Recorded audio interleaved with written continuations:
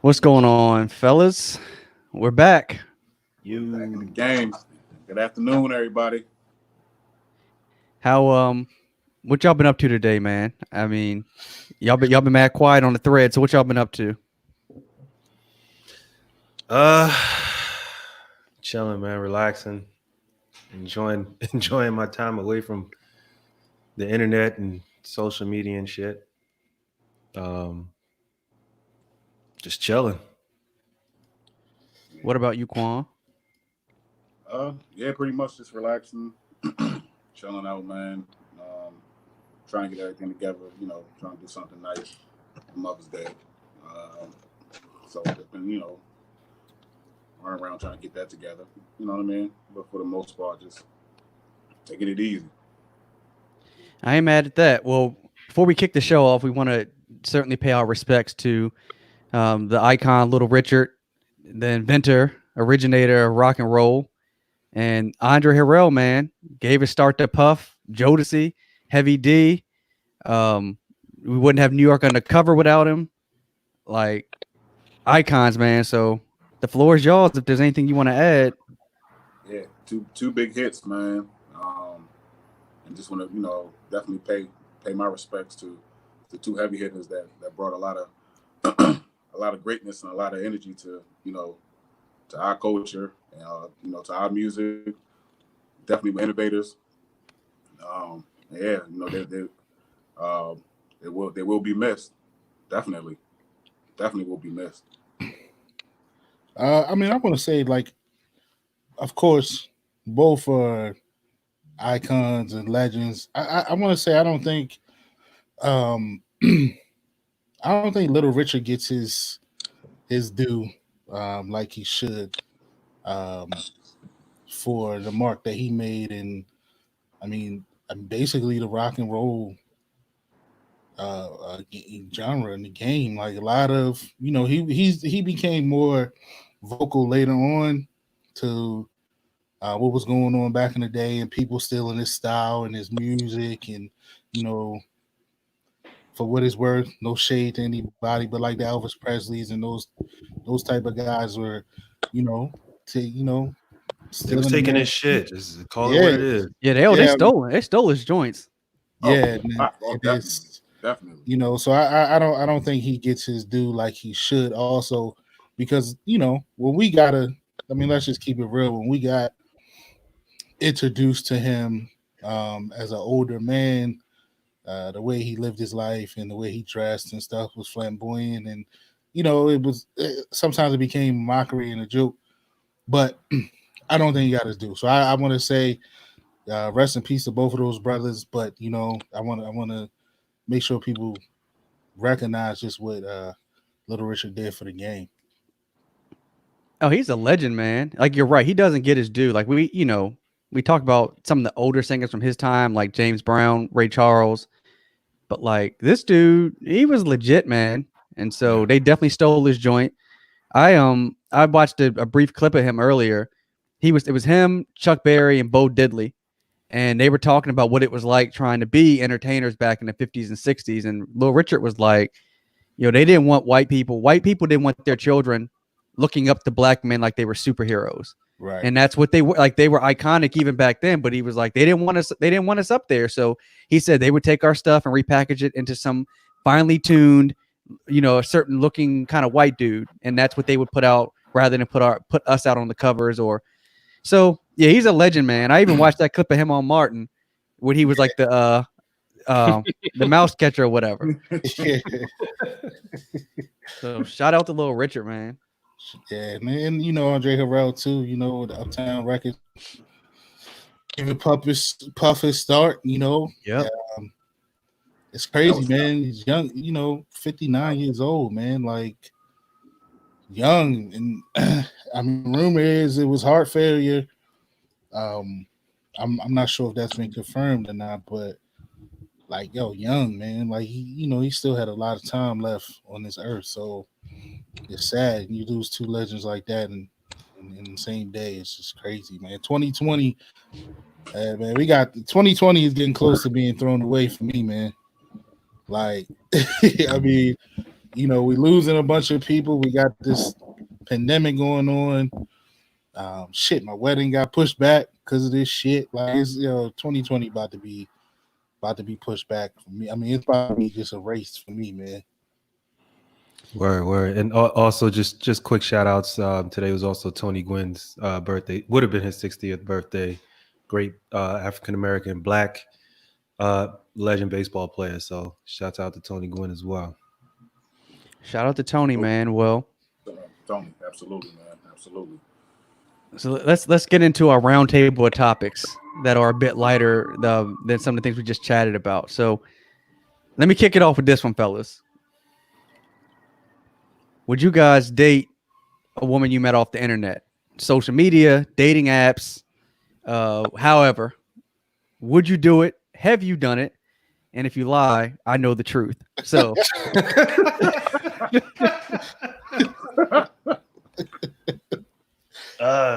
Quan, go ahead. You take this one first, man. Sling the rock to me. Go ahead. Nah, I've never dated online. Yeah, I've never dated online before. I'm kind of, like I said, I'm still kind of old schoolish. Like, meeting the person, talking to the person. Now would I? No, because I'm in a relationship, so I wouldn't. Well, we know that now, Quan. Yeah. But no, I don't know. Like I said, I've always been kind of reluctant when it comes to like the online dating. And not to say that, you can't find love or you can't find someone that you're compatible with. Because I know a lot of people that went the online dating route and, they're happy and, they found who they're supposed to find. So, but like I said, yeah, me, I'm still kind of old school. Talking, meeting the person, face to face. You that dude that pull up on them in the ice cream aisle in the grocery store. Like, excuse me, can you pass me that cookies and cream? Oh no, I'm sorry. I mean, the double chocolate mint. I definitely love them Klondike bars. They nice. So Kwame in the produce section, like, let me show you what a real cucumber looks like. Now, for the record, no, I don't. But yeah, like I said, teach his own. Like I said, I personally wouldn't do it, but that's just me. Well, it looks like y'all are afraid to talk. No, I'm not. Okay. I'll wait for him to finish. I just warmed the shit up. So y'all asked. I told y'all what it was. Yo, can y'all hear me? Yeah, we can hear you. Everybody different and shit. You know what I mean? So, Mike, you just muted your mic, man. He said we Okay. work out the kinks. Now I can hear y'all. Today you're the Teddy Riley. Yeah, I'm the Teddy Riley today. Okay. Yeah, so the question is, have I ever, or whatever the case may be, have I talked to people online before? Yes. Have I actually like met somebody from online before? Yes. Has it gone anywhere? No. Like a good friend of mine. I mean, I've always been like kind of, so back when we were kind of getting into it, I would like to say that we kind of were the quote unquote innovators of the internet dating game. Like, I think during our generation is when it got popularized, right? So once it first came around and it was introduced to us, like, yo, it was always a little, you always was a little skeptical of it because you're like, yo, hold up. Like, I don't know this person. You know what I mean? Like, you always just, even though you don't know the person, if you meet him the way Quan likes to meet him. But I guess if you see him face to face, it just made you more comfortable. Maybe the eye test to give you a little more information than you were getting from behind the screen. But I guess one of the things that you can confirm in person is that they actually look like that, because on the internet, it could be, they could be a picture of a beautiful lady, and when you meet them in person, which I've heard stories that they don't exactly look like with That's their not from profile. personal experience. That's not from personal experience. Oh, okay. But I have been with folks who I'm not going. They shall remain nameless. Who the person didn't look the way that they thought, and they bounced, and we bounced. You know, I'm like, all right, whatever. I definitely remember that. So, like I said, I think that we came up in the game with it. You know what I mean? So I think that you were always skeptical. Like, so I didn't fully trust it. You know what I mean? Like, because it's just like, yo, I don't know. This could be somebody that, like my cousin Josh just said, it could be a catfish. It could be, it could be a serial killer. Like, it was always that shakiness of it as it first came along. But as we got older, more comfortable with it, of course you dabbled in it. It was just it was a new thing, and it was easy. Like, it was like it put hundreds and hundreds of whatever you looking for in your face without going anywhere. Right? So it's just like, of course you tried, you dabble in it. Go ahead, Ted. You go ahead, Brandon. You go. Okay, I had to sip my tea.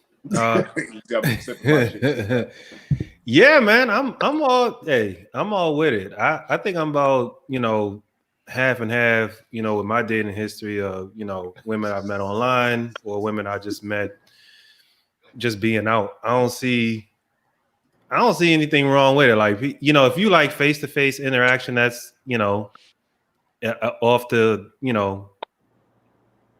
the beginning, that's fine. But like, to be honest with you, like, you don't know that person when you meet, like Mike said, you don't know that person. You meet them in the grocery store, you holler at them. She could be a serial killer. They got to eat. They could be in the grocery store. She could be crazy. You don't know. The only thing you going off of is looks. That's the only thing you going off of. And when you date online, that's pretty much what you're doing there too. You're going off of looks. Oh, she looks good. Swipe this way. I don't like her. Swipe that way. So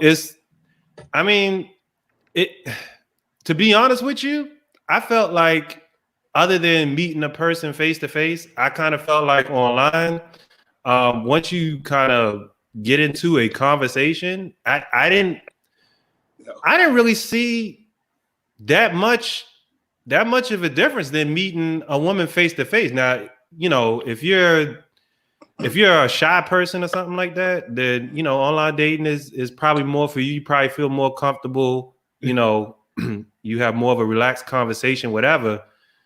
But I mean, outside of that, I mean, look, the advantages are you also get to meet people that's outside of your immediate circle. Yes. I mean, I haven't really dated in Colombia since high school. So I mean, I mean, and a lot of that, I mean, like I said, half the women I met or I dated, I should say, I met them online. I mean, I met Nia online. So yeah, I mean, like I think Brandon, I'm not gonna name this person. I don't know if he want to be named or not, but like you and a handful of other people I know have had success stories with it. You know what I mean? In this work, I think ultimately, like you said, it's really the same thing. Like the only, like the pro. I mean, well, listen, hear me out. I got to wait to hear what Alex said because it really. Hear me out. So it's the question to pose. Can I pose a question? Or Mike, after you, I just got a question. All right, so like it's really the same. The difference is, like I said, and like Brandon said, like you in person, like that person looks how they look, right? There's always that it's always that fear and that pit in your belly when you about to meet somebody from online and you like, damn, if she show up looking like Freddie Jackson, like what I'm gonna do? you know what I'm saying? Like you know what I mean? You text one of y'all and be like, hey, hit me, text me in 5 minutes. Yeah. Let me touch on that real quick. After you've done it for a while, like you said, we've been like online dating's been a thing since I don't know. I think when I first got my computer, when I first went to college, so 99, 2000. I mean, what Yahoo Chat was popping in. So like after like you kind of can tell like catfishing ain't as often. If you're a newbie in the game, yeah, you might be easily catfished. But after a while, like if you ask people certain questions, you can kind of tell like something ain't right. Yeah, I mean, you may be seasoned in the game, dog, and you may not know. Like, so look, let me just pose a question. Hold on, let me say one thing before you go there, Quan. Question real quick. Let me pose a question. Right, so let's say, for instance, all right, you're doing the online thing, and like you said, some people have had some success, others haven't had success with the shit, right? So, what if you're dealing with someone online, meet the person, shit good, boom, boom, bye, whatever. Y'all been dating for, let's say, what, 5 months. All right. Y'all haven't been intimate when it comes to being in the sack yet. All right. Y'all finally get in the sack. Right. You pull the covers over, look down. And she's a man? No. You pull the covers over, pull the covers down, look down at her feet, and see that she got wet feet. You mean like in Boomerang, what Eddie Murphy used to do? But what that got to do with me online? You've already been dating. Making up. You make it like 5 months in at that point. Like I thought you was gonna say she's a man, and at that point, if you were with her 5 months and y'all ain't did it, and you're surprised after 5 months that she's got a joint, that means you wanted to be with a dude. Like don't. There's no. You met her online or not? Yeah, you're not with somebody for 5 months just because you're not intimate. You don't know if it's a man or a woman. Like, come on. You can have Quan, she can have web feet if you meet at the store. You just couldn't see. You couldn't see it. Like maybe her father's Aquaman. Who knows? but before you go, Alex, I wanted to say this. I wanted to point out what the homie, what up though, Tamara Dawn said. Where like now, so I think like in 2020, it is hard to catfish because of the video chat thing, but back in the early 2000s, like there was no FaceTime. Like you was really taking a shot. Oh man, you know what I mean? Like you had like stories for days, yo. Yeah, like, me and you. I mean, like let's just be honest. We went on a few escapades and you know what I mean. But I'm just saying, like, but that like I think in today's game. Like it's so many things with FaceTime and other things. Like everybody got social media, so it's easy to find people now. So I do think it's harder. Like if you're getting catfished in 2020, like you want to be catfished, right?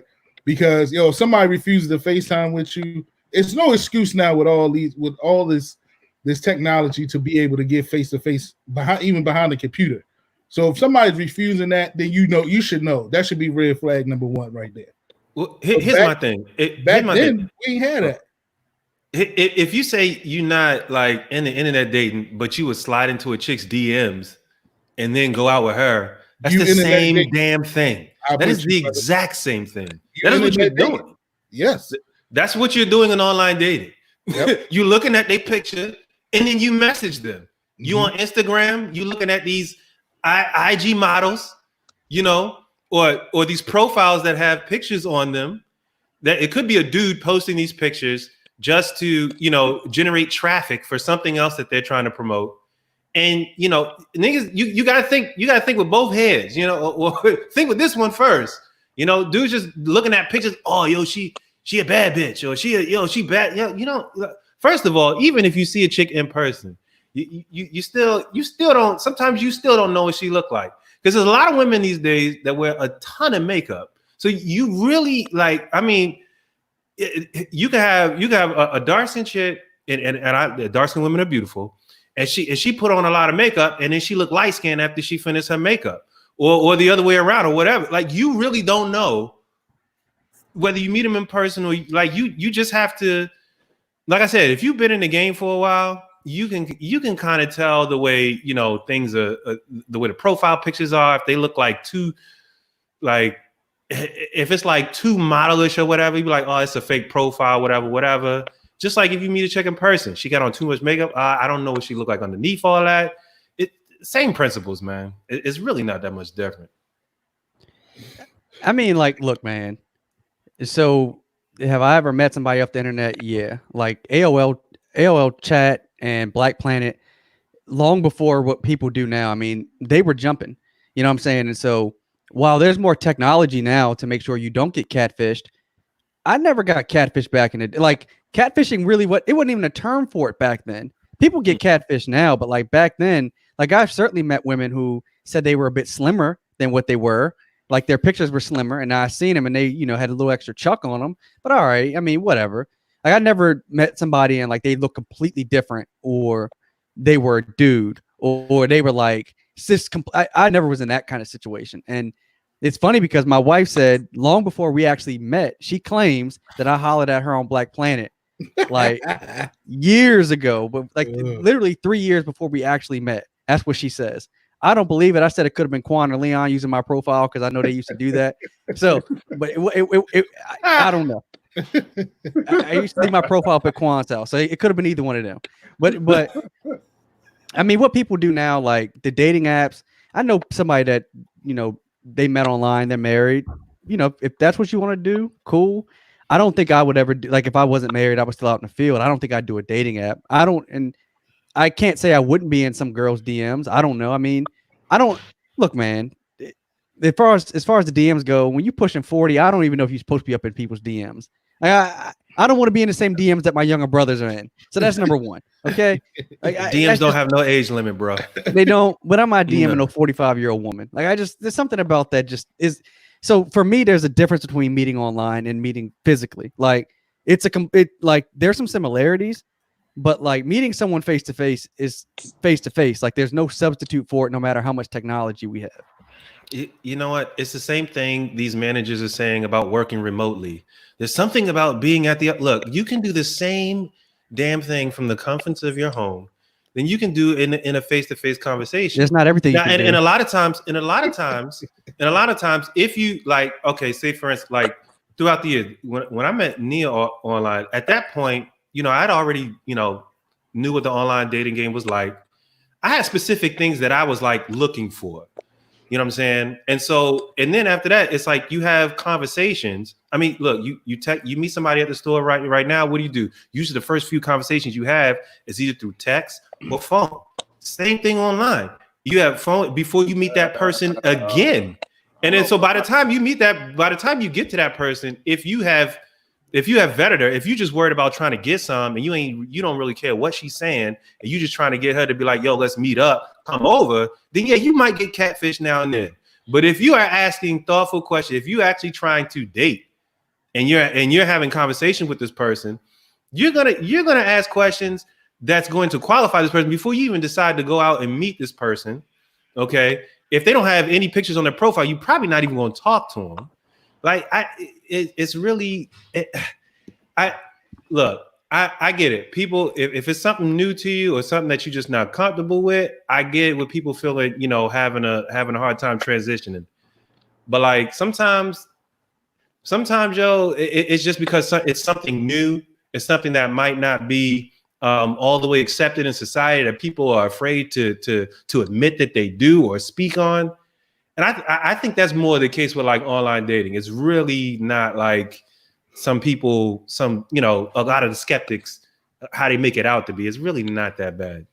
I mean, I've seen a lot of couples now, like, especially on Twitter, because that's where I'm at most of the time. They post pictures, met online, and now they're married and have a child, or they, own a home together. They have a beautiful relationship.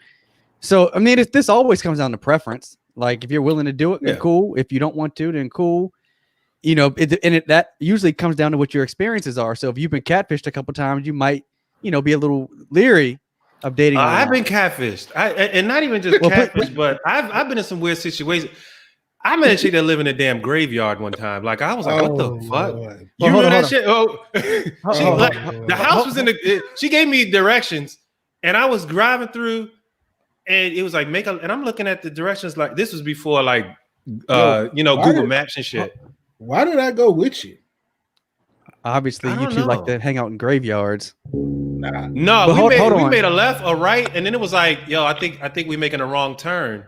And then I think I like called her, and she was like, no, you just gotta come, you go down the street to the end. You gotta go through. And I'm like, what the fuck?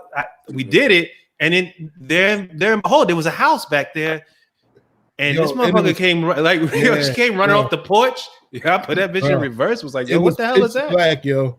And the next thing you know, you just see a figure like running towards the car. that's- Like You're this, that's- and you y'all see hair bopping around. You don't even Oh, see. God. Y'all should have got out of there. That's on y'all. Y'all I should put have the got car in reverse, and she was like, "No, no, hey, it's me, it's me, it's me." I was forget like, that. "Oh, Oh, okay." matter on. of fact, yo, Somebody, I'd have hold on, hold been- on. Somebody has a freaked question out. for us. Somebody has a Yeah, question. Oh my God. Keisha wants to know, why do we talk about dating when we haven't dated in a decade? A decade. maybe- I ain't been out the Yeah, game I that like- long. Look, it ain't been Keisha, that I've long, been out the game. I'm probably the one that's been out the game the longest. These three men, they were still wetting their whistle a year or two ago. He'll sit there. Yeah, it ain't been that long, Keisha. It definitely hasn't been that long. Yeah. So Nah. I mean, Man. I don't know, but I mean, we know we still got our ears to the game. We have single friends who we talk to, who might ask for advice or might be struggling with this or might. So we still keep our ear to the game and what's going on out there. But it definitely hasn't been a decade for three of the four of us. And listen, I feel like marriage gives me a certain clarity when it comes to relationships and dating. Like, I think when you're in the fields, it's like anything. Like when you're in it, you can kind of miss things. I've been out the game for a minute, and so I feel like I have a certain amount of clarity. So, I mean, thanks for tuning in, Keisha. I appreciate that. But yo, I mean, okay, so let me ask y'all this. All right, obviously, 2020 been some shit, right? People been in their house, right? So I mean, how you can't go out and meet people. You can't No, go to I heard people are still going out a lot. Like I was talking to a cat earlier. Him and his girlfriend still hanging out. I'm curious about that. Like, but I'm saying like in the spots that you will meet other singles, right? Whether it's the bar or whether it's the, I mean, yo, that's usually we just tease corn about. Whether it's the grocery store, like now in the grocery store, yo, it's an in and out deal. Like you strap up like you going on a tactical mission before you go into the grocery store, and then you go and get what you got and you come out. So everything is different now. So I mean, one of the avenues left is online dating. So what about that? I mean, I just think that 2020 might open. I think that online dating might. It's always been popping, but I think this year it might skyrocket just because of what's going on. People at home, people bored, people lonely, want to talk to somebody. They make them a quick profile, and it saves you money. It saves you money and time. It really does. Like for real. Think about it. Even if you're single, you know what I'm saying? I can sit at home Sunday through the whole week if I wanted to, and swipe left, swipe right, converse, whatever, online. If I wanted to meet somebody, I got to go out the house. Every weekend or however often I go out. If I don't go out every weekend, then it's going to be a longer time until you meet somebody. If you just like to be in the house. And when you go out, what do you usually do? You're going out, you're eating or you're drinking and you spending money. And then you meet swipe left, swipe right. I ain't spend a damn dime. I start a conversation, you meet a person. Okay. After a couple conversations, you get a good feel for a person, you see their pictures, you gonna meet them. And if they ain't what they picture is, then you don't have to say shit. You can just walk off. You don't have to greet them. You just go. You already lied. I'm not doing this. She hiding a beard thicker than yours behind that mask. Just pull off. I don't know you. You don't know me. We haven't even really met. Just go. Or that beard. Or she might have a Foreman grill. You never know. But you know what? I think like Mike's like over time, once you kind of learn the ins and outs, like the majority of your experiences you didn't get catfish. Now you might not vibe with the person, or you might find some things out about them after you've gone out with them. But if you do your diligence, that happens less and less. That's been my experience. Well, let me throw this at you guys.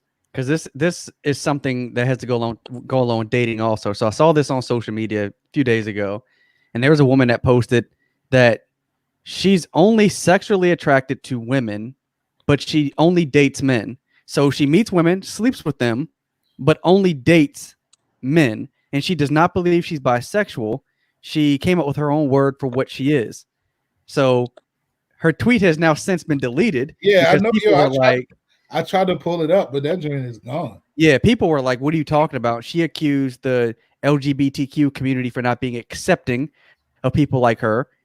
And so again, she says she's not straight. She says she's not bi, but she meets women specifically to sleep with them. She says she's honest with these women about all she wants is sex, but she only has relationships with men. Now, Yeah. whether or not she's actually sleeping with these men in the relationship, she wasn't clear. But I'm just curious, based on the looks on all three of your faces, what you think of that scenario. I don't know what to think about that bizarre ass scenario, honestly, yo, because it just seems like, yeah, Now, you think it's possible to only be sexually attracted to one sex, but then want to be in a relationship with another sex? I think it's just too much fucking. Wait, say that again. What? I'm like confused by. What? She dates men, Yes, but she only has sex with women. What? right. That's what she said. Yeah, so she So dates men, right? She feel like she can date men because that's all she feels like she can date because with a man, like, you know, the typical dating a man and woman, like she believes in that, but Okay. she's attracted to women. So, but she won't date a woman. She'll just have sex with women. There were Did some she women. say that- why? Some women clarified that apparently they don't want to deal with how women behave within relationships. So they're willing to be sexual with them, but not have the relationship aspect because of how women are. Right. That's what she said, and so that's why she's in relationships with men but sleeps with women. I And would she- have thought it would have been the other way around for women. Like, I mean, so nah, she doesn't, okay. So she doesn't want to be in a relationship with women because of the way how women act. That's what She'd she rather said. Be in a relationship with men because as a man, I can empathize. Oh, bro, you about to get slammed for that. yep. I ain't saying I can empathize. I'm the one that No, gets it doesn't. It's not specific to Nia. It's not. Nia is great. Nia is great. It's just. I'm just come on, saying. look. Listen, I get it. I'm the one that catch it because I'm the one that'll say some shit like that. That was B this time. That's just from general experience. You know, it's not specific to my lady now. Like some things women do is just like, yo, like, but I mean that's at this point it's just like that's what women do. I'd rather not put up with it, but it's either that or don't date. Those are my options. That's So that's not what all women do, yo. I want to lead the hype, bro. All women don't do that. You know what I'm how saying? Alex, if you can highlight what the homie Derek Jordan said. She's bi, right? Yeah, she is bi. She is. That's exactly what she is. But she's saying she's not that, and she's saying that the LGBT community isn't accepting of her of the way she wants to be. Right. So that's what, like, that would be my question to her. Like, if I was talking face to face with her, that would be my first question to her. Like, well, what's the difference between you or what you saying she is? And I don't want to throw out a term because she did make up a term for what she Right. calls herself, but I don't. Like we said, the video, it was a video and everything. The tweet is gone. I couldn't find it, and obviously Alex couldn't find it. So I don't want to throw out a term and it's not true. But that's what I would ask. What's the difference between what you're calling yourself now and just being regular bi? Like, why can't you why can't it just be as simple as being bi? The I truth kinda wanna is, know, there like, is no difference. Like, I kind of want to know, like, what would be her purpose for dating? Like, So it seems like there it's were just a people. lot Yeah, that's a good question. Like, what, There were- what like because it There seems were like- people asking, It seems like that particular situation, like she just intertwined with a whole bunch of shit. Like, okay, you want to date multiple women, you don't want to date them, but you rather date multiple men, but you rather just sleep with multiple women. Like, yo, I mean, in her defense, she spelled it out. Yo, I date men. I will only date and have relationships with men. I am attracted to women, but I will not date or have relationships with them. So I she's will have sex with them and do she's whatever. bisexual. So, But I won't date That's what I'm saying. So she'll have a relationship with the man. So she's in a relationship with the man, but Right. she'll go off and sleep with other women. Well, I mean, listen, I don't know if she was saying like while she's dating this man that she has to be allowed to go out and have Yeah, she didn't say women. that. She I just think said that she likes having sex with women and she Yeah. likes dating men. She's attracted to women, so she's attracted to the same sex as her, And that makes you bisexual. but she will not get into a relationship with them. She will only get in relationships with men. You know, there's I a was like, yo, you need to go left, yo. I don't know what the fuck you want. some I think that there are some people who they so desperately don't want to be in a category that they then try to do something outside of what they think that category is. And that to me sounds like what happened. I don't know this young woman. Like I said, her video has now been deleted because there was like thousands of comments like, what are you talking about? Yeah, Like she this caught it. this just sounds ridiculous. Yeah, Like if you like both sexes, then cool. But like you're making something up. And then you're accusing a group of people of not being accepting because you're like, what are you doing? asking me. Well, that why is I'm sitting there hypocritical. posing questions like, yo, what is she talking about? Like what? Huh? That's what I'm saying, yo. It just seems like, yo, she just has a lot going on, yo. Like I'm good.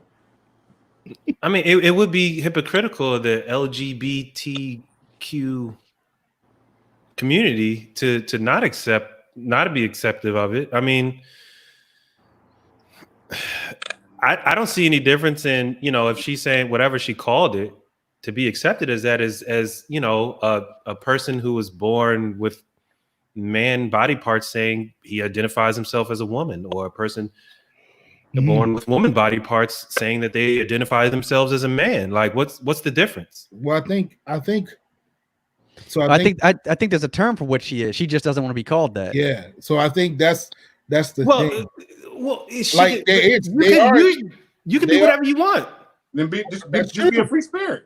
And that's fine. But I mean, if you want to just get out there and do your thing, then cool. Yeah, just be free spirited, yo. I you don't want to be labeled anything. You don't want to be called. You don't want to be trapped in some type of box, or like you said, you want to be with dudes, but you want to sleep around with women. Like, just be free spirited. Hold on, yo, you labeling in her. That's not what she's saying. She's saying that, yo, she just won't date a woman. She won't date or get in a relationship with a woman. She'll have relations, but she will date men. That's it. She had some supporters. I mean, it was one young woman that said she agrees with her, and she said that she won't get in a relationship with a woman at all, but she'll eat some cat all day long. I mean, that's what she said. Yo, so to me that sounds like bisexual by definition. I don't know why it would not be, but if that's what she identifies as not being bisexual, but she has sex with both sexes, then we just got to call her whatever she want to be called. Well, no, but this is my thing with that, right? If within that, like if you're going to be free spirited, that's fine, right? Cool, do your thing. If that's what you believe, hey, in your mind, you're not bisexual by the definition or whatever, because of whatever reason you don't want to call it that, then don't look for support from that community who calls it that. I think she posted that video to get a reaction. Like you had to know that was going to get, maybe not knowing thousands of people were going to respond, but when you like if I was to post a video and say I'm black, but I'm not going to be black anymore, I'm going to be white. Like that's going to immediately get a reaction from people. Like, what are you talking about? Clearly you're a black man. Also, and I feel like to what you're saying, it's like the Mike Tirico and all of them. I don't consider myself black. Like, when they make comments to say that. Yeah, like it's like when you make comments like that, of course people are going to react to that. And you're only not black until you need the black community, and then you want to be black. But when I see you on TV, you look like a black man. So when your first reaction to you saying I don't look at myself as a black man, or I don't consider myself black, then it's like, what? So it's the same thing. She's getting that same reaction from the community who looks at what she explained to be as bisexual. And in their defense, they probably feel like, look, we have enough on our plates trying to get people to understand who and what we are, than to keep having more people make things up. Yeah, you know what I'm saying? That's the way I took it. Like it felt like she was trying to make something up. Like, yo, that's the way I took it. Like, yo, by all means, like, yo, if that's you, that's what you want to be in your mind, that's what you believe. If you got people that believe in the same thing that you believe in, that's fine. But yo, to come up with a whole new term, like that's the way I felt. Like it felt like she was trying to throw something against the wall and see if it stuck. You know what I mean? Well, let me throw this at you guys since we're talking about sex. I don't know which one of you three came up with this, but why do women withhold sex? So which one of y'all aren't getting any that you felt that we should talk about this? Why did y'all want to stuff this? I mean, because I don't know who threw it out there in the thread. I don't know either. I don't know what the hell y'all talking about. I mean, all I'm gonna say is it was out there. Maybe the cloud dropped it in our thread. Maybe it didn't come from one of you three. But that is a good question though. I mean, in a relationship, if a woman gets mad at you, usually the first thing she's going to withhold from you is the loving. Don't touch it. You know, she's quiet, whatever. Don't say like y'all niggas don't go through it either. Don't act like this shit is brand new. The question clearly came from Brandon. I was just going to ask, was whoever came up with this topic going to own up to it? That's all I was just going to well, I look, we don't have to be Columbo to sniff this one out. We know where this one came from. Yeah. Oh, yeah. Yeah, Quan. Not Quan. Don't deflect it on me. You're whoever threw it out there, own up to it. I don't know. Alex, you threw it out there. I don't know. We have any women in. You backed up like traffic over there, bro. What's going on? Listen, man, the fire hydrant spraying like crazy.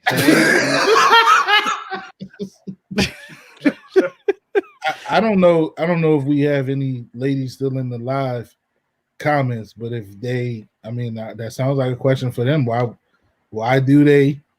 would Jay withhold sex? I mean, do they when they? So you're saying when they get mad, that's when, not like when other things are maybe going on with their body, but like when they're specifically when they're mad. I'm just assuming. It could be that, or maybe you said it could be upset, mad, maybe. I think it happens. You know what I'm saying? It could be a whole bunch of things. You know what I'm saying? Like I guess that's the topic, and that's what we're talking about. So if we're gonna talk about the shit, might as well just talk about it. My man, Big Money Tuggle. That's a good point, right there. So much value on it. It's worth a lot. I mean, who we kidding? There's been wars fought over it. So he has a point though. He has a point. Some people value it over a lot of shit. And when you don't get it, you fucking sitting there scratching like a crackhead because you don't know, and you don't know what to do with yourself. Listen, bro, the Capulets and the Montagues still don't mess with each other over that. Okay? For thousands of years.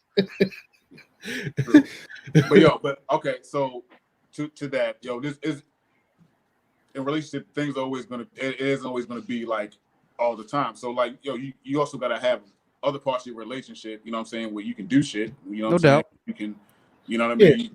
Why sex isn't always, you know what I'm saying, the key, you know what I mean? But it is a key. Look, Peachy looking at he twisted his shit to the side like, yeah, nigga, whatever. Y'all niggas putting on for the camera. Y'all know when y'all ladies get mad at you, you ain't getting, I ain't got nothing like a week, yo. Niggas be scratching like, god damn, yo. What the fuck? Like, look, I like Alex said earlier, I know y'all. Okay. Look, man, I know y'all. But my wife doesn't really do that. But like, if we do go a stretch, like, yeah, I'm scratching and itching like Pookie in New Jack City. I mean, I love my woman. I mean, like, so let me ask y'all this. Let me put it this way to go along with what John said. If your woman decides to withhold sex from you, right? How are you taking that? Like, do you look at that as, oh, she doesn't love me, she doesn't want me anymore, this relationship is over? Or are you taking it as what it is? Like, yo, she ain't giving me nothing. Because I think that's where first of all, I think it's two different things, right? I think it's a difference between withholding sex and it's a difference between not having it. Right? I think there's two different things. Yeah. I think people tend to put them two together as the same thing, right? True. Then I also think that to go along with John said, with people, it means to be valued. Like, if people overvalue it, then when you're not getting it, then it crumbles your whole foundation, I think. Now, like to piggyback on what you said, Quan, it's not everything, right? Or is it? Now you got people that look at that sex in a relationship as the key. It's a core piece of it. I mean, remember earlier episode we did? It's a core function of who we are as people, just like eating and breathing. Yeah, Right.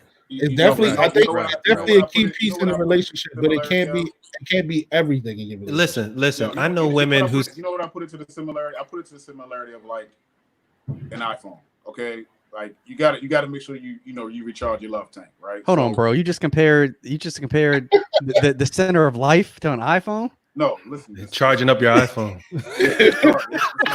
Right. So, yeah, let's see. It is. You charge it, right? But you recharge your love tank with your lady or whatever. Your love tank.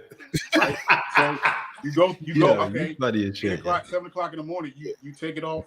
You go and do what you have to do. Make sure everything is straight throughout the day, right? But I mean, you still got to make sure that you recharge to make sure that everything is good and it's plugged in straight. No, I agree with you with that. I do think that I think that when you're in a relationship, you just can't expect like your woman to always just drop her drawers just because you're in a relationship. Like there is value in making sure your woman wants you, just like it's value in them making sure we want them.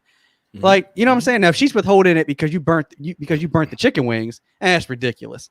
But like you do have a responsibility, both partners, in engaging, and to your point, Quan, recharging the iPhone. And keeping it going. Like you have a responsibility, I think. Both. Go ahead, Quan. For you Bobby Digital ass dudes. Bobby Digital. Bobby.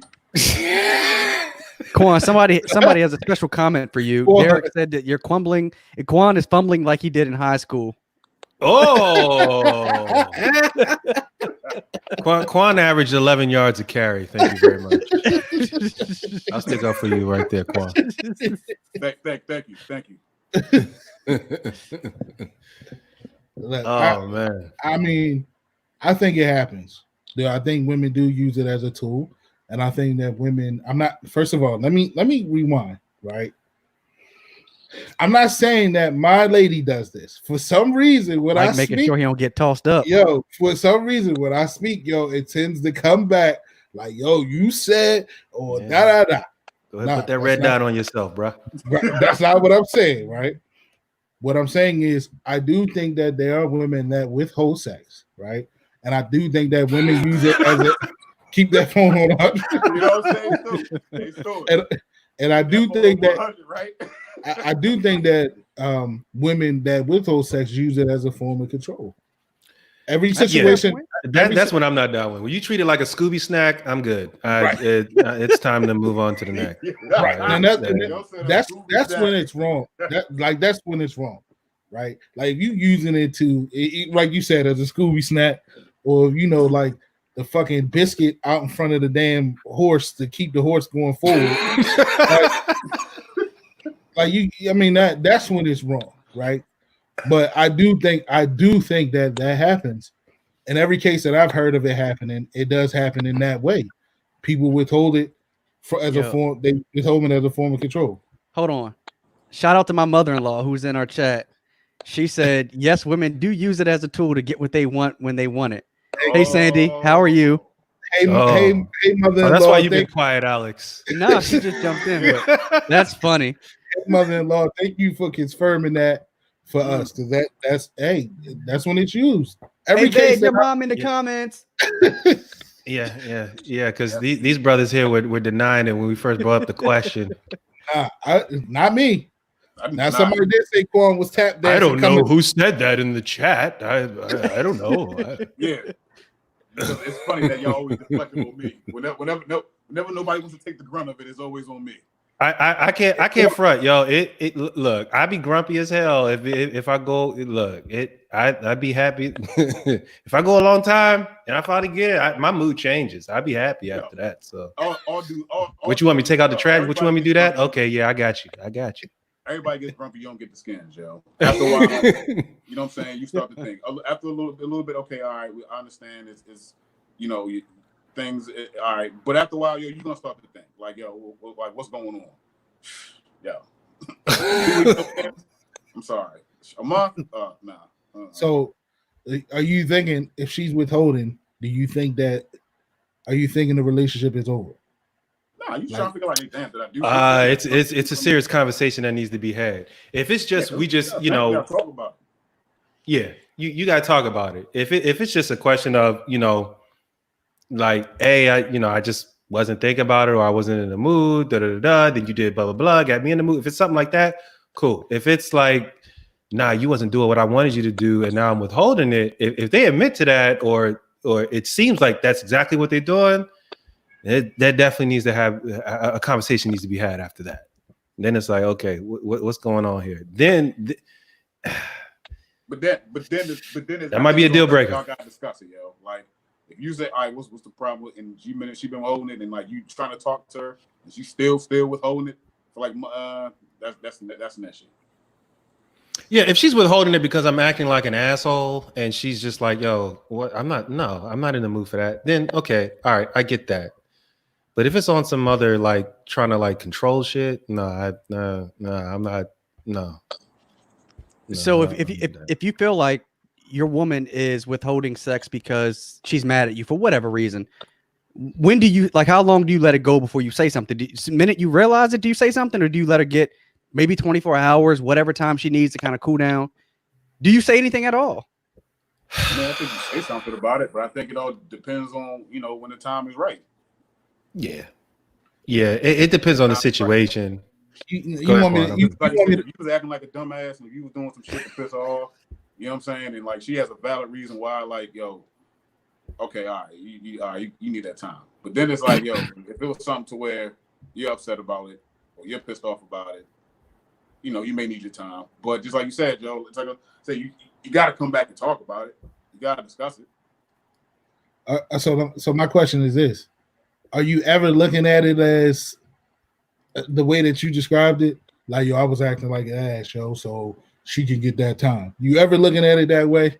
I do, because I know I'm not that easy. Look, I know I can be difficult at times. Sometimes. Yo, but do you realize that no pasta in your stomach?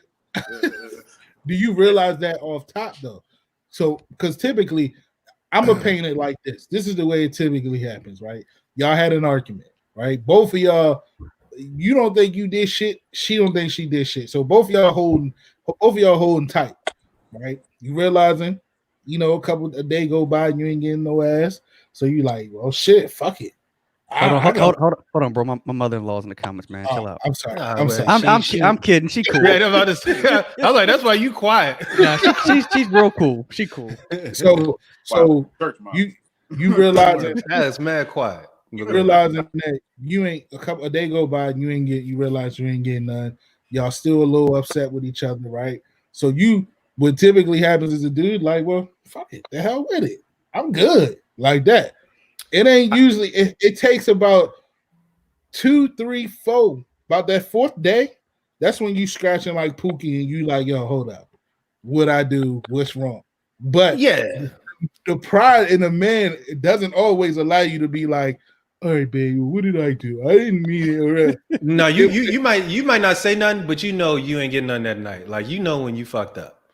Like like the moment that you fucked up, and the first time she like make a face like she's mad at you, you're like, all right, yeah, you know not to ask for none, or you're not getting whatever the case may be. You know it at that point. And at that point in your mind, you might be like, all right, fuck it. And like you said, after about 3 or 4 days, though, yeah, I don't wait that long. Well, hold on. Let me ask this. So what about like you all had your disagreement or whatever? She's mad. So she's withholding for a day or two, but then all of a sudden she starts coming to bed in some lingerie, starts dressing a little bit more. Like she's trying to egg you on a little bit, but she ain't giving it up. Are y'all saying something then? Y'all talking about me being shook. Y'all shook. I'm trying to eat the scans then. But if she not giving it up, right? So basically you saying she teasing a little bit. Right. I mean, yo, all right. So I mean, if you had your part to play in it. I mean, the question is, mean, I think it's a fair point. Like, do you in that moment as a man, do you recognize if you did anything wrong? And maybe you didn't do anything wrong at all. I don't know. But if you did do something wrong, can you recognize it in the moment? I mean, Yes. wrong, you said you I don't think. I don't think that. I think that's easier said than done. I think the male ego and the male pride gets in the way a lot of the time to realize, and not even just male. I think even females have pride too. Even like it's nobody really wants to admit when they're wrong, right? Especially in the midst of especially in the midst of an argument that you both feel like you didn't do anything, or you both feel like you're right and whatever you're arguing about. In the past, I've been very I've matched petty with petty. But the older I get, I know that shit, it doesn't work. Like with it doesn't. Like with Nia, I'm more like, I've been more. That's a part of myself that I think that I've improved on. Like I will say whatever it is on my mind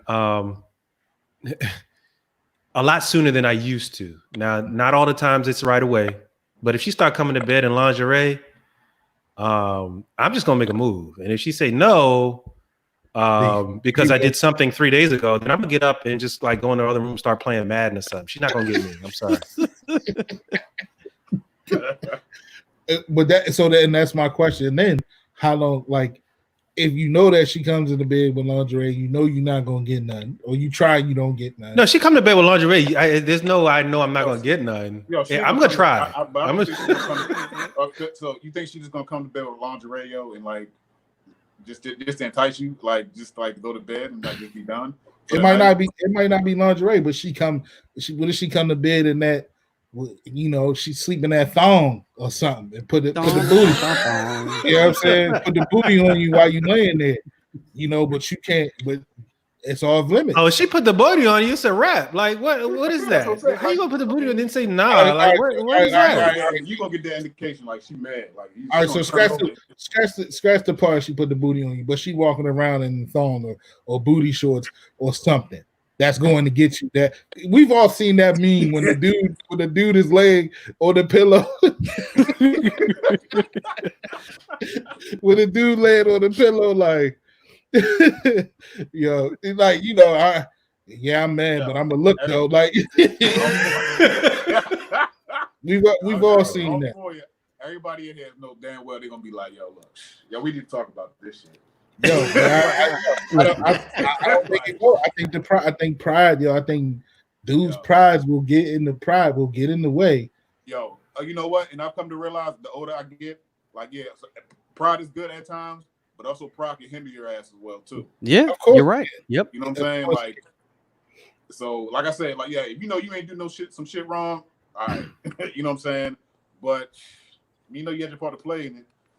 She walk around with that thong, and that thong song start coming on in your mind and your head. Yeah, look, you gotta know your lady. You gotta know your lady. You gonna start backtracking.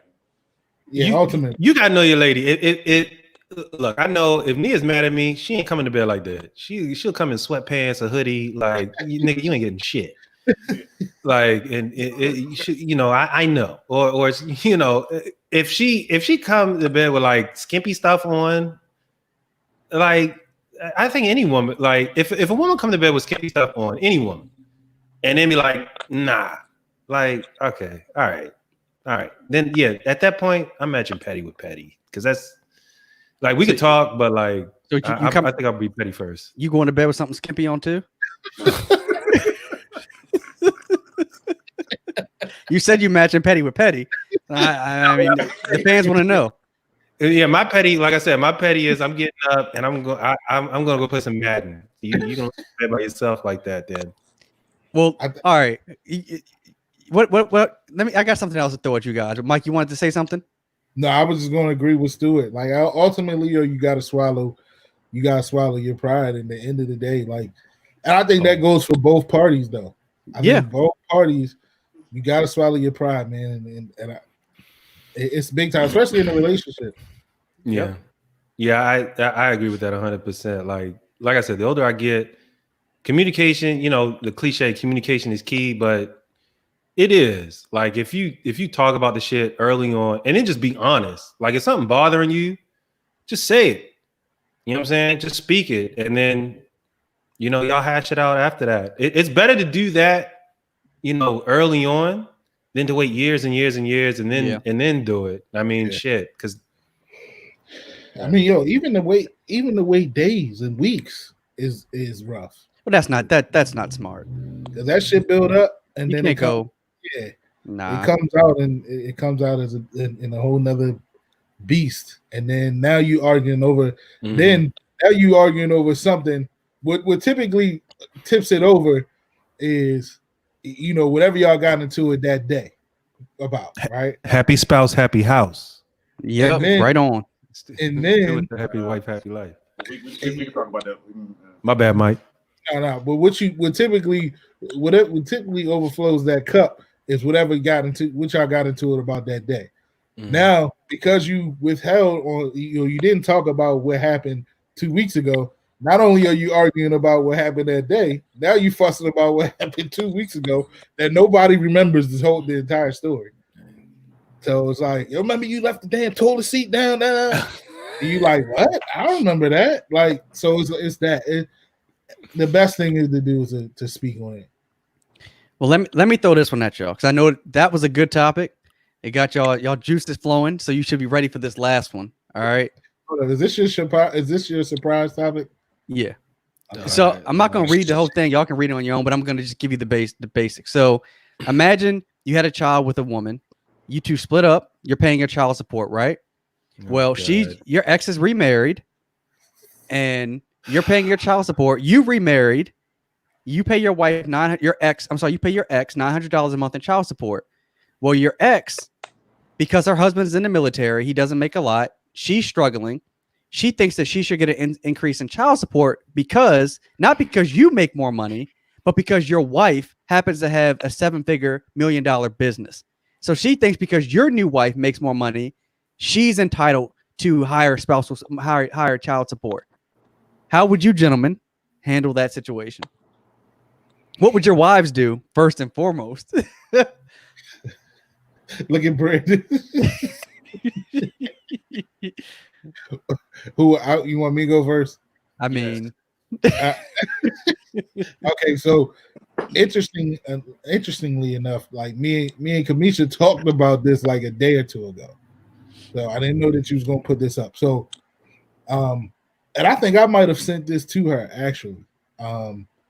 And I just, I typically when I run into things like this, I'll send it to her. That's just I like to hear what her thought process is on stuff like this.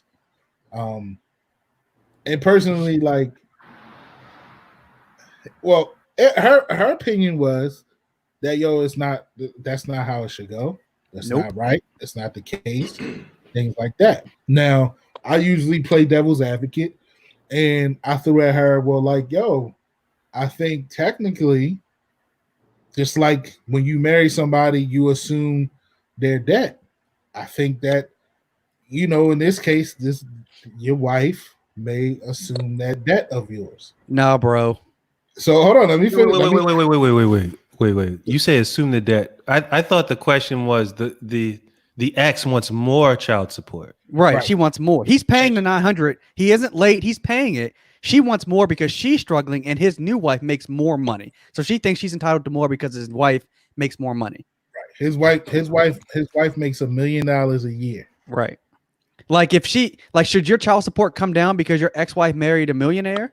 No, you're still responsible for your child. So she shouldn't get more because you married a woman making a lot of money. And listen, I totally agree with you, but I'm not so convinced that the courts won't look at that. Is that the law? I think I've heard. I haven't researched this, so I'm not going. So don't quote me on that. I mean, do they take household income versus just yours specifically?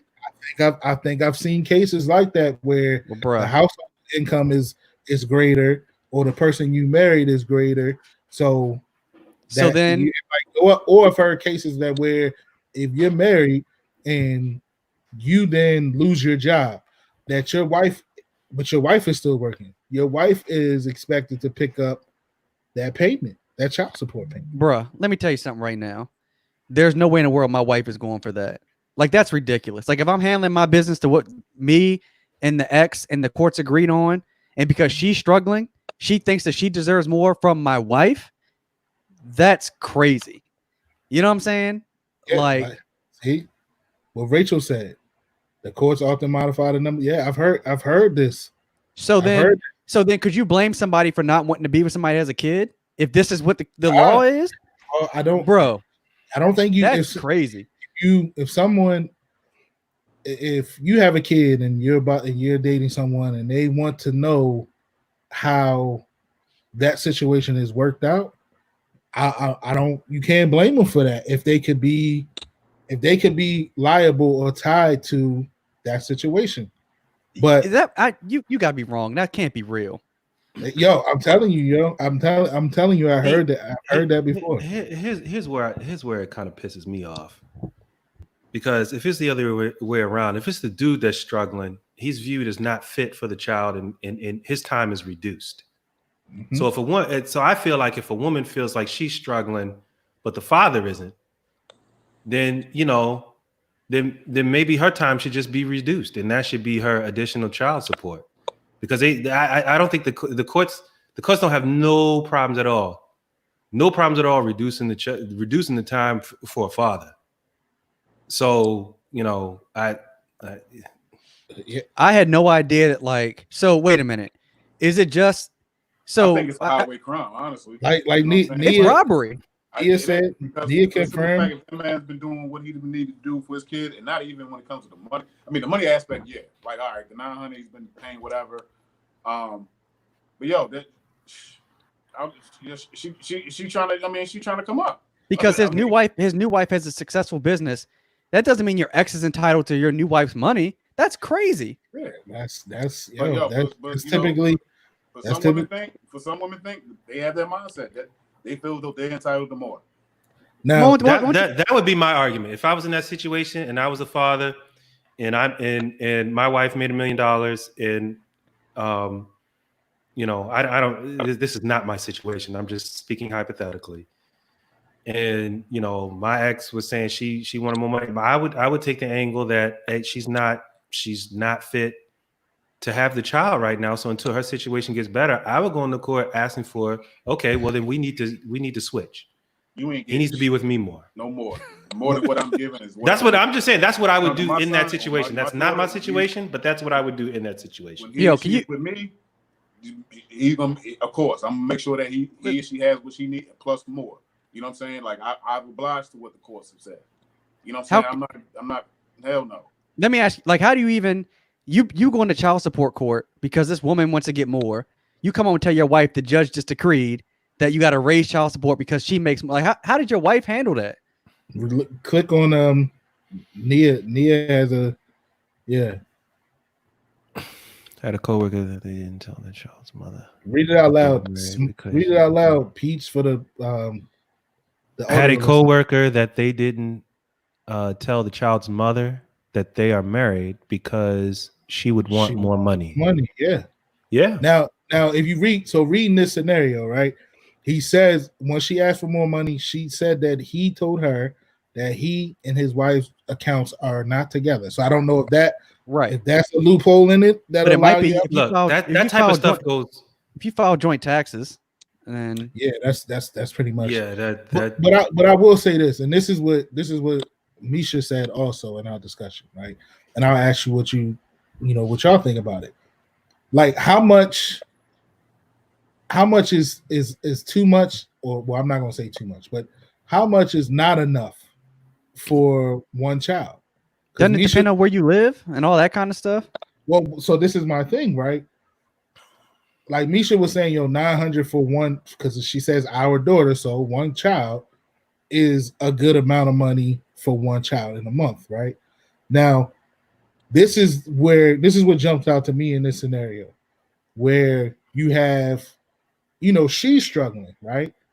So am I using, like, where do you separate the difference between you holding your own and then me taking care of my child? And like, how am I supplementing that? Or am I liable to supplement your struggles or am I just liable to take care of my child? And you know what? You hit on something important, Mike. With the child support thing, there's no accountability on what the money is spent on. So you're purely relied upon the money management skills of whoever it is that's receiving the child support. They don't have to tell nobody how they're spending that money. She could be taking that $900 a month and be getting her hair and nails done 3 times a week, and you don't know that, you know. And she can say she's struggling. So I mean, it's clearly a touchy subject with me. But let me just put it on. I mean, my situation right now is not out of control, but clearly this topic does press a button because it's coming from somebody that like, that's ridiculous, yo. That's not fair. That's not fair. I mean, if you're struggling, okay, make more money. Make more money. Tell my black ass. That's what the courts are telling fathers. Make more money. Yeah. Exactly. So I mean, and to your point earlier, if she needs help, then the courts need to grant more time with the father who has more means instead of giving the mother the ex more money. I mean, look, man, that's exactly what I said. The child needs to be with the father. Then, right? I mean, you're struggling. That's ridiculous. And I mean, look, let's not kid ourselves. There's ways around hiding money, not so much hiding money, but you can put money in trust where that can't be considered. There's all kinds of ways to get around some of these things, especially if you're making that kind of money a year like this man's wife is. She's clearly no idiot. And I can't imagine her, especially if she's a black woman, giving this other woman any money. I can't see that going down. Like, bro, who's signing up for that? Yeah, I mean, like that's especially the money that you already give that's not accounted for when you have that child. Yeah, like come on, man, that's crazy. It's like I said, it's I agree with y'all. Like, I don't think that it's fair that she's asking for more money based off of what his wife is making. Now, it's one thing, right? If she finds out that I'm now making $1 million a year, so she knows that I'm making more money, so she thinks that she should get some more support, then whatever. If that's what you feel, then okay, that's between me and you. But I don't think it's fair in how she's bringing it because she finds out what his wife is making. But like I said, in playing devil's advocate, like I've heard scenarios of where it's bumped. It's more because of what the household is now making. Okay, so let me ask you this then. I've even heard if the mother not same situation, but if the mother who is struggling in this situation met somebody who was making more money, who was making a good amount of money, should it be lower? Does the father's child support payment therefore then be reduced? Legit, you know it is. Legit. I mean, does that question even have to be asked? But what it should come down to is between the two parents, what can they afford for that child, not what everyone else can do to supplement their lack of income. Like, that's crazy. Right. She's being selfish. It is. Overall, the most important thing is what is the quality of life for the child? Okay. If the child is with a parent, whether it's the mother or the father, and that parent is struggling to take care of that child, and the other parent is more well off financially and is willing to have the child, then there should be serious, conversation about the child moving from one household to the other. Now, at the same time, there's more to it than that. Then you have to go into the psychology of it all, especially with the child. How is the child affected emotionally, psychologically, being moved from one parent's house to the other? I think the most, and those are the most important factors of the entire situation. What is their quality of life, and what is the psychological effects of moving? I mean, there's going to be some. Okay, and however that is handled, whether we think it's fair or not, the person that suffers the most, and we talked about this before, is the child. Okay, because now they have to live in a house, and their parents live in two separate households. That's tough on a child, especially if they love both of their parents. So I don't know. I mean, outside of that, if we're just talking the principles of the arrangement, yeah, if one person is struggling and the other person isn't, everything else equal, then okay, then we need to talk about whether that child needs to be in that household or this household. You know, hearing this, like I had no idea that they would consider your spouse's income and raise it because of your spouse. And so, like, Yeah, my wife didn't bring a child into our marriage, but I never got serious with anybody that had a kid because I knew that just wasn't for me. But I can't imagine her coming. You know, if my wife brought a child into our marriage and then her saying, "Yo, well, you make $900,000 a year," and the judge is like, "We need to dock you," and I'm looking like, "Wait a minute." What they got to do with me? Right. Like, I mean, not that I wouldn't love the child, and I already do for the child. So now you're raising it even more because I'm like, that might break up some marriages, bro. And I mean, of course, I'm sure there's ways, like you said, I already do, you know, so you might have to prove what you do, which sucks in itself that you would have to prove that. But yeah, but like I said, my question to y'all is like, yo, like, how much are you obligated to her struggles? You know what I'm saying? None. And then how do you separate? And I wouldn't say none. Well, why not? Why not? If she's struggling that bad and you willingly want your child, give the child to you. If you can afford it and you have the love, you're not obligated you're not obligated to make sure she can pay her rent or her mortgage or drive a car. Like, that's on her. But I think also too, it also depends on like what you mean when it comes to like struggle. Like, right, she's mentally struggling. If like she's on Ready Rock struggling, you know what I'm saying? Like if she, give me my kid. You know what I'm saying? Like if she can't, you know, hold a job down, struggling, or like maybe if she can't something where like she may have skipped a bill every once in a while. Like it all depends on what type of struggle you mean. Like so, like if she's holding up everything else, but like she can't pay a bill every once in a while. I mean, that's one thing. You know what I'm saying? But like you said, like yeah. All those struggles are the same to me. But if she's married and her husband is struggling and she's struggling, you're going to step in and pay one of their bills? No, that's what I'm asking you. I'm asking you what part of struggling? Like, yo, they about to be like homeless struggling? No. Well, then he or she need to come with me. But right. Like, that's my point. Where, like, what if the child isn't a part of the struggle, so to speak? So what's the struggle then? And that's why I say the piece of it where I said I disagree with you, Alice, is if the child is with her, okay, her struggle is his struggle as well. Give the child to you.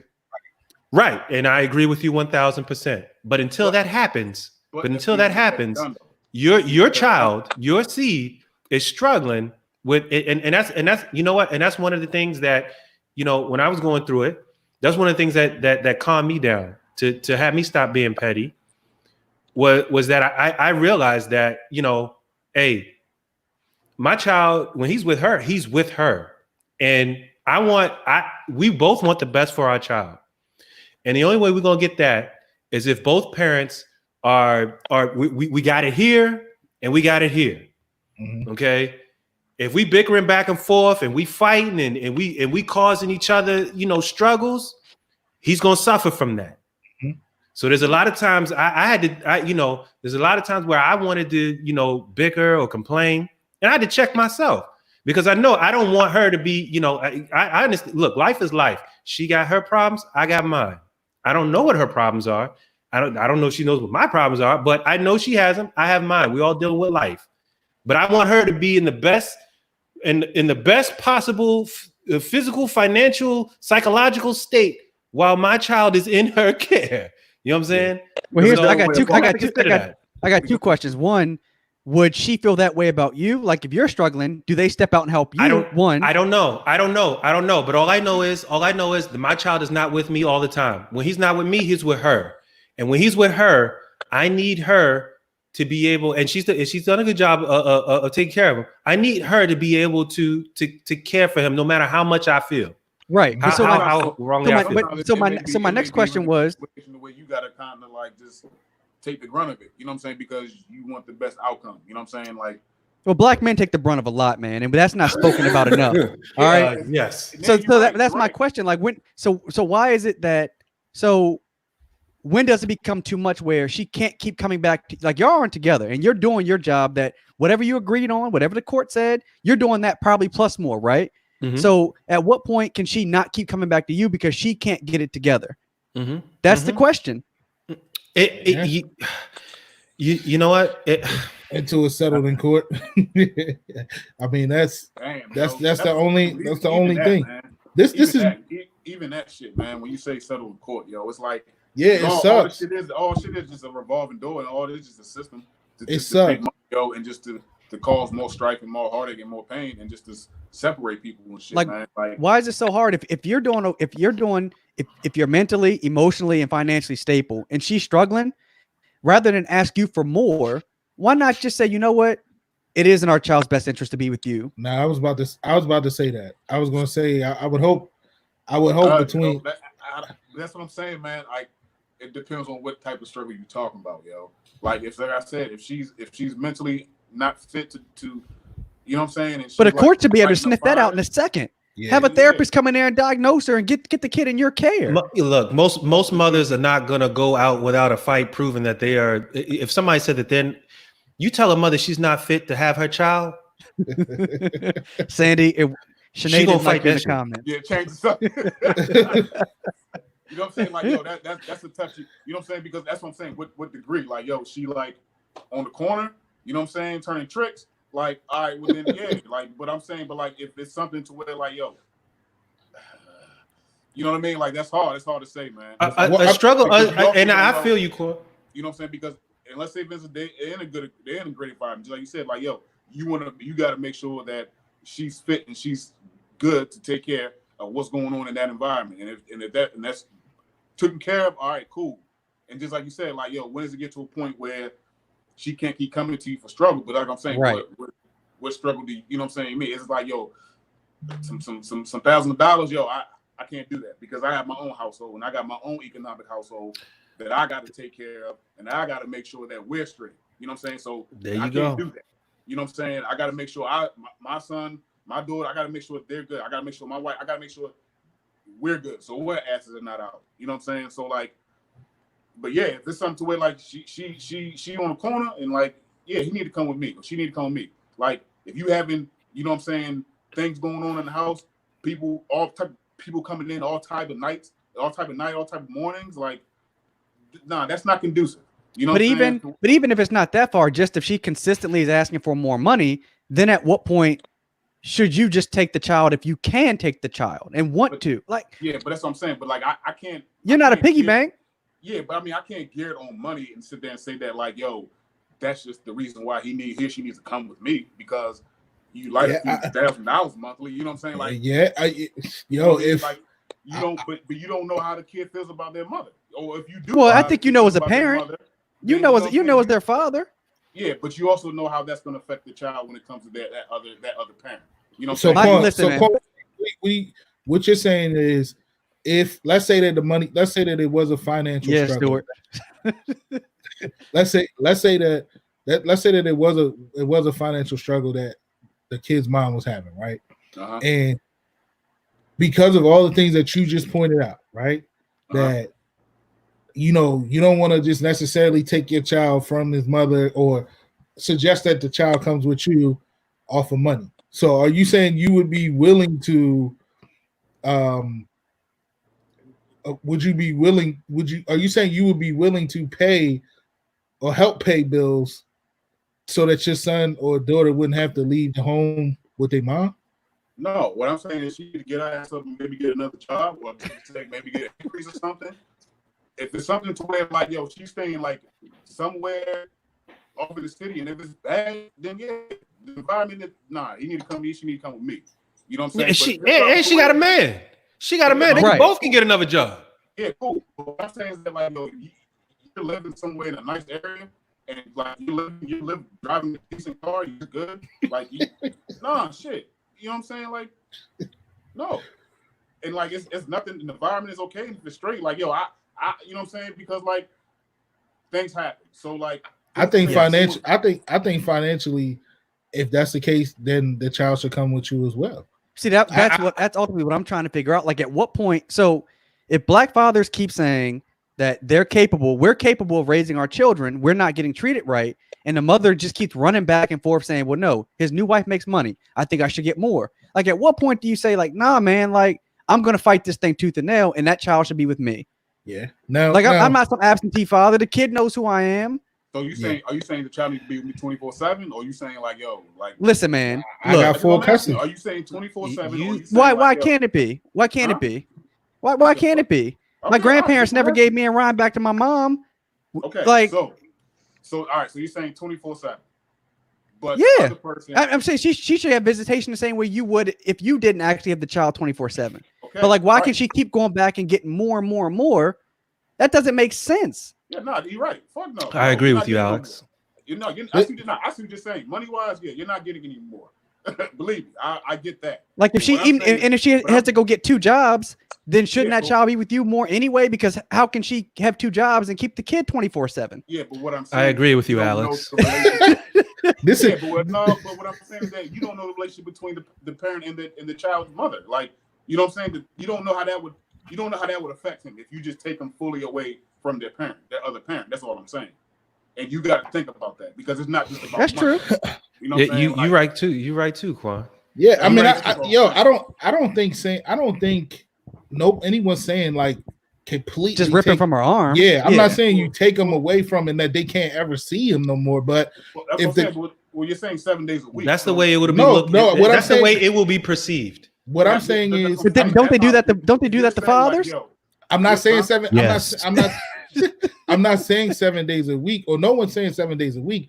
What we're saying is just in general that you now have the majority custody of the child, right? So because let's say I'm assuming that in this situation that we're reading, just because it doesn't say this, but let's just say for shits and giggles that she has the majority rights to the child, right? If she's struggling, I don't see if I would, and this is something that you said a while back, Brandon, like even if it's coming down to money and you struggling because you struggling financially for whatever reason, like I would hope that 2 parents can get together and say, yo, listen, and you brought this up too, Alex, yo, listen, like it might be best that he or she come stay with me, Right. or that he or she come stay with you until I get on my feet, Right. or I get my shit back together. Because, I mean, like you said, Brandon, I would feel with the son if me and his mother weren't together, and she's somehow now struggling and is close to being put out on the street, I would feel an obligation to that. Because, like you said, you know, her struggle is felt by your child in one way or another. You know what I mean? Because if the cable went out, even though we don't need cable, but that your child is now feeling that. You know what I mean? If the lights go out, your child is now feeling that. Mhm. You know, so I just feel like even if it is financial, you know what I mean? Like that, I don't see a problem with it, even if it's temporary. And what we don't realize is, you know, even outside of the courts, like, yo, 2 parents can get together and make a temporary agreement and say, yo, I'm gonna send them with you for the next 6 months until I get my shit right. If people All right, would cool. act like adults, I mean, why can't you work that out? And then even putting all that money up. Listen. And then all you doing is going right back around and just a whole revolving cycle, yo. and even from that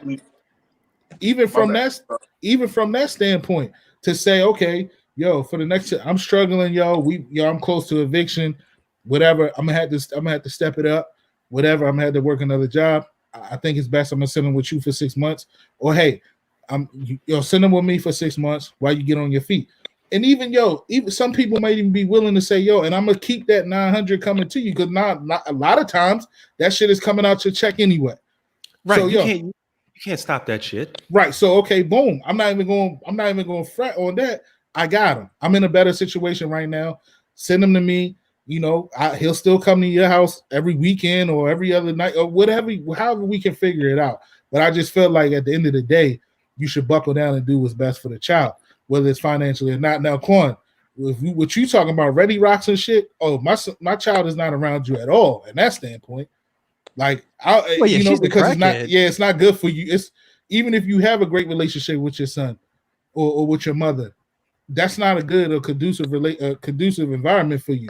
So Right. you with me 24/7. All I'm But Look, all I'm asking specifically with this situation, if you grant her more money because your wife makes more now, what happens if your wife makes $2 million the following year? Like, what's to stop this woman from consistently coming back and saying, "I want more" because your wife is doing better? You know what would stop her? Accountability. If they made women accountable for the way that they're spending the money. Now, when you go into court and you start arguing over child support and specifically child support, they ask you got to fill out forms that detail your long financials or your short whatever. You got to detail your financial information. Okay, but it's real easy to kind of make that stuff look like what it isn't. You know what I'm saying? But let me tell you something. If it was the government that had to pay out the goddamn child support, there would be some way where they would know what you spending that money on. Okay. Now that it's not them spending the money, it's like there's no accountability there. You need more money. How are you using the $900 a month that you're already getting? Why is it that you're struggling? Now, there are ways that you can hide that, but goddamn it, make them come to court with the financials. Let them detail where are you struggling at? Where do you need more money at? Okay. Now, if my child if my child's only eating 4 out of the 7 days a week, yeah, absolutely. You know, either the child comes with me or okay, the child support is raised, whatever. But like there has to be some sort. I think that if there was some sort of accountability to say, okay, mom, how are you spending the money that you already have? How are you spending this child support money? Do it like they do unemployment. You put it in an account and you send their asses a card. So the only way they could use it is if they swipe it or they take the cash out, and you can see where they swiping the card at. If they swiping the card at Maryland Live, okay, they don't need no more damn money. I agree. Okay, all right. If you see they spending, they spending $300 on food, $400 on clothes. But then, damn, what the hell you buy? Like, okay, why you need more money? If you spending $400 a month on clothes and $300 a month just to feed a child, and you need more, what you feeding them? There needs to be some sort of accountability there. That's all I'm saying. I would hope that now, of course, I've never been in this situation, so I don't know, but I would hope that you would have to prove why you need more. That's exactly what I'm saying. Prove, make them if you make parents prove why they need more money, so they don't have to prove. Bro, there's so many ways. No. I'm telling you right now, I don't receive child support, but I know I pay it, and I'm pretty sure. I'm about 1,000% sure that they do not ask where that money is being spent. Okay? Oh yeah, I know they don't ask that. I'm just saying, like, for people that go back and ask for an increase in child support, like, I would hope that they would have to, lay out like, why I need this increase, and I would hope that, because he's making more money isn't just a straight answer. You know what I mean? Like, I would hope that that's not, the only reason and the only legit reason that a court would take. I would hope that you would have to show that, okay, you know what? He or she is now moving into their last few years of high school and they need X, Y, and Z. I have to pay for that. Now that's something, like I would hope you would have to show that I'm paying out more than $900 a month to take care of this child.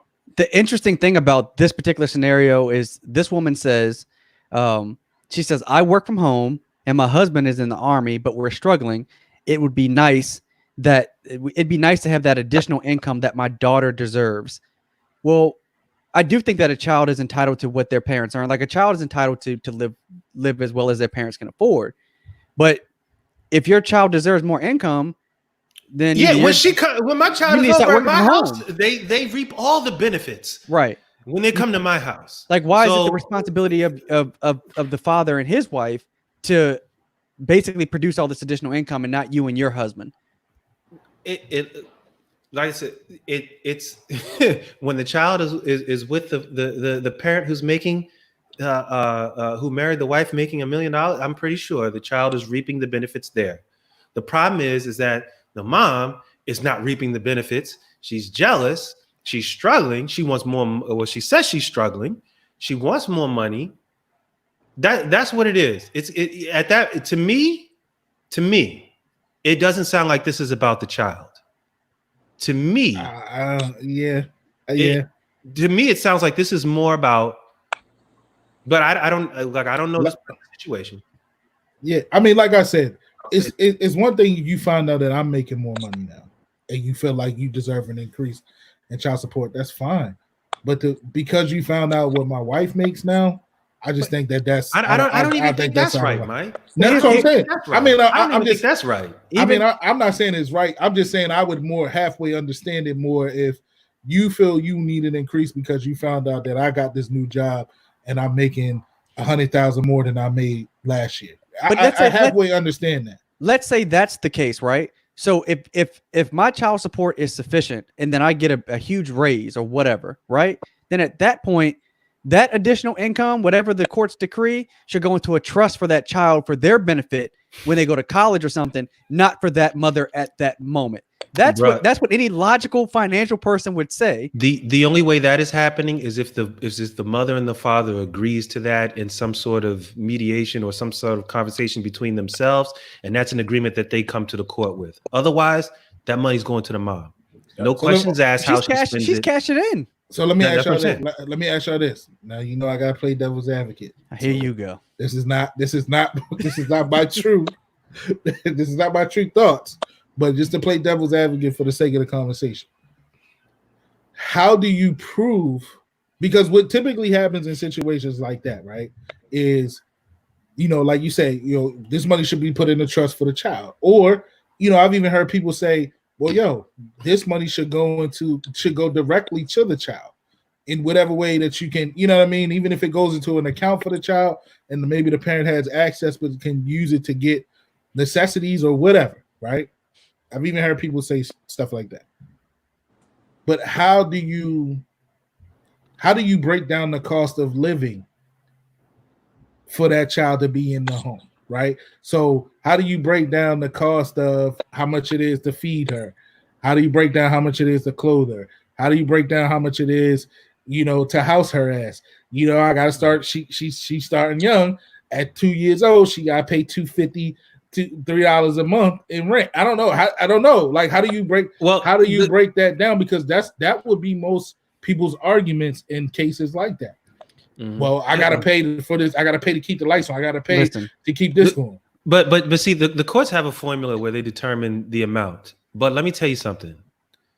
What they don't consider in that amount is the parent who's paying the child support, how well they're doing financially. I can speak from that from experience. I can speak from that from experience. They don't give a shit how you doing. You're right. You're right. So that and I was told that there was a formula for it. I asked what that formula was. They told me it was complicated. I never seen that formula, but because it ain't no damn formula. Yeah, right. some damn pie chart. Listen, man, that was made in the early 1900s. This shit ain't never been updated. This has never been a complicated conversation. It's just that they make it complicated. Like, look, man, if whatever parent, here's the thing, whatever parent wants to have, I guess, parental custody where they have the child more. Well, what comes with that is you have to have, I guess, a bigger apartment or a bigger home. Like, that's why you want parental custody. If you can't afford those things and the other parent can, give that child to the other parent. Now, understand early on when maybe breastfeeding and things like that is different. Completely understand that part of it. But like, just because you have to have a 2-bedroom, that doesn't mean that your ex should have to pay for half that apartment. That's crazy. Like childcare, insurance, certainly groceries for that specific child, but not because you got 3 other kids or because you got your boyfriend rolling up in there chilling. Like that shouldn't be because you're actually be paying for those things. With his big 80s on your mom's kitchen table. Listen, it's a very touchy subject. There's a lot of people out there, a lot of brothers out there who do what they have to do to pay their child support. And a lot of the things that we've talked about here, a lot of things that you just brought up, Alex, these are some of the same reasons why, you know, a lot of brothers are upset. It's a very frustrating, difficult process to go through as a man. When you step into that court, you are already at a disadvantage. Mm-hmm. You have to prove without a shadow of a doubt that mother is not fit to have that child. Mm-hmm. Okay. In order for you to get 50-50. Okay. I'm just speaking from experience. And it's as a man, you have to do more to prove yourself. Mm-hmm. So it's tough, man. It sounds to me like everybody keeps saying specifically black men need to step up, yet it sounds like the system has reduced men to sperm donors and money donors. Like that's it. Like you're good for donating sperm and you're good for paying child support. And if you want anything more than just paying financially, then you need to jump through hoops to prove that you're worthy of that, even though that child is half here because of you. And you shouldn't have to prove anything more than the mother has to prove. You're speaking facts, brother. True. Go right on. You speaking facts, bro. And I mean, and my last point to it is, you know, I know brothers in the situation of paying child support, and to piggyback of what you said, Brandon, they don't always keep into account how that person is doing financially, right? Before they levy these child support payments onto them. So, but it's just the system to me has always been foul because, like y'all, you know, I know brothers that ain't doing nothing and don't, you know, we spoke on this before when we talked about child support. Yeah. And anytime we had this conversation, it just pops in my head and it just burns me up that there's brothers that aren't doing anything and that's paying $25 a goddamn month in child support and barely doing that, you know? And, you know, you got brothers that's there and wanting to be there that's paying $2,000 a month. You know what I mean? Like, it's just something got to be changed and fixed with it. Yeah. It's a broken system, and there's a lot of people. And we had an episode on this. There's a lot of folks that take advantage of the system. They know how to run. They know how to play it. It's unfortunate. You hear these stories over and over and over and over and over again. And like I said, and this is a very touchy subject. And you talk about this stuff like online on Facebook. I've been in like social groups, and this is one subject where like it's at one point where I would just refuse to comment on. Because it's such a battle of the sexes. Like when you talk about something like this, like the women feel one way. It's like a lot of women feel one way about it very strongly, and it's very contrasting to the way a lot of men feel about it. And you can see if you are in these groups and you follow these type of conversations, you can see the type of shit that goes down. I mean, just imagine that shit in a courtroom. You see the arguing back and forth over social media. Imagine how much more intense it gets when you're actually talking about people who are actually going through it, and you're actually talking about money exchanging from one person's account to another. It's oh man. And you know what I say to that? Yo, the only answer to that is somehow like we have to be able to come together and make an educated decision. Because now, I mean, a lot of times you're dealing with two smart parents, educated parents, two parents that's on their shit, good parents. Mm-hmm. So the only way to avoid these situations is to stay out of the courtroom, and we have to some kind of way be able to put the bitterness aside. And do what's best for the child at the moment. I think that two educated people can sit down with each other and say, okay, listen. It don't matter how smart you are. It's emotional. I mean, it doesn't. But I feel like over time, I just feel like people should be able to put the emotions aside. Now it might They take clearly time. can't. I'm not saying that it doesn't, it's going to happen right off the bat. But listen, like, all right, yo, a year has gone by. We ain't together. We ain't getting back together. So, yo, what we going to do? How we going to break this thing down, right? He stays with you a majority of the time. So, listen, I would like to get him, a couple days a week, right? Here, this is what I offer to pay you, some child support, whatever, from when he with you or whatever. And then I would like to see him during this time. And let's move the fuck on, because the courts are the ones that's dividing the families. And it's in, believe it or not, like the kids see that they see the conflict between the parents. It shows, yo. And Parker, let me paint you, because I agree with what you say, bro. But let me just paint a picture with you. You as a new dad, MP3, MP3, and hey, you can probably hear. Oh, you can probably hear. That's my man too. I love Kamisha like a sister, because she pretty much is now that she's your lady. And this is just hypothetically speaking. I don't see this for y'all. I think y'all are a beautiful couple. I think you guys are gonna have a great marriage. Just hypothetically speaking, you two break up today, and you got to talk about where Mikey's going now. Almost automatically, she has MP3 now. The only, and let me tell you, and it was a bad breakup. And y'all going through it on when you can see him, when you can come by the house, and all that. Mm-hmm.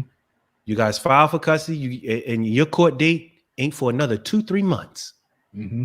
That means the only way you can really see your child is if you, by definition, by the law, kidnap him. Now, you're not kidnapping him, but you just pick him up, you just take him to your house, and be like, no, I got him. Mm-hmm. That's considered kidnapping. Mm-hmm. Okay, that's the only way you're gonna see him. So you're not you as the great brother you are. I don't see you doing that. So you're now looking at a piece of paper that's saying that you're not even going to talk about seeing your child again for another 2-3 months. Think about how your emotions gonna be. Oh, think about now taking emotions out of that conversation. That's a very difficult thing to do, man. Oh, by all means, I totally everything you're saying. For one, I couldn't imagine being in that situation because I know the emotions. I just feel like over time, right? I would hope somebody can find a way to be the bigger person in the situation. Of course, it doesn't happen, and it won't happen all the time. But I just feel like when it comes down to, I always put the child first, right? Even looking in situations before I had a kid, and looking in situations of people going through custody and situations like that, divorces and things like that. My mindset is always, keep the kids in mind, right? What's going to be best and easier for them, right? Mm-hmm. Mm-hmm.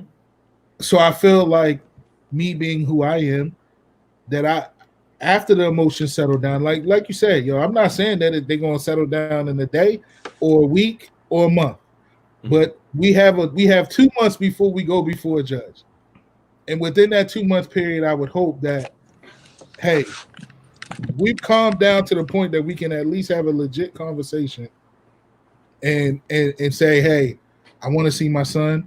How can we work that out, right? And then if she continues to do the bullshit, like you said, then we got to go to court. We have to. But I just feel like putting a black man or putting us into court is just, it's tough, man. It's we're gonna fail. You know what I mean? So, but I mean, I get it, and I totally understand exactly what you're saying, and I couldn't imagine being in that situation. But listen, we could probably go on for hours on this subject. We have. We've gone a lot longer. To be exact. Yeah, a lot longer than we had planned on going with this. So, as we always do, what's the moral? So we're gonna close out here. What's the moral of the story for y'all on today's topics, man? Moral of the story. You know what? After that, intense conversation, man. What the hell did we talk about before that? No, look, especially what we just talked about. Look, my advice to everybody, and we mentioned this earlier in the show. We mentioned this on a previous show. If you can avoid court, avoid it. Okay. And it's going to take time. It's going to take time to heal. In my situation, we're good. I was just over my son's mother's house yesterday, so we're good. I'm not a bitter baby dad or anything. At least not anymore. And but it took years for us to cultivate a positive co-parenting situation. Mhm. So it's going to take time. And to all those fathers out there, if you're going through it, hey man, be as patient as you can. Be as patient and as calm as you can. And try to take as much emotion out of it as you can. And really, that's it. Oh yeah, we were talking about the lady earlier who said she wasn't bi. Lady, you're bi. I don't know what else to say. I'm sorry. Kawhi, what's your moral of the story, man?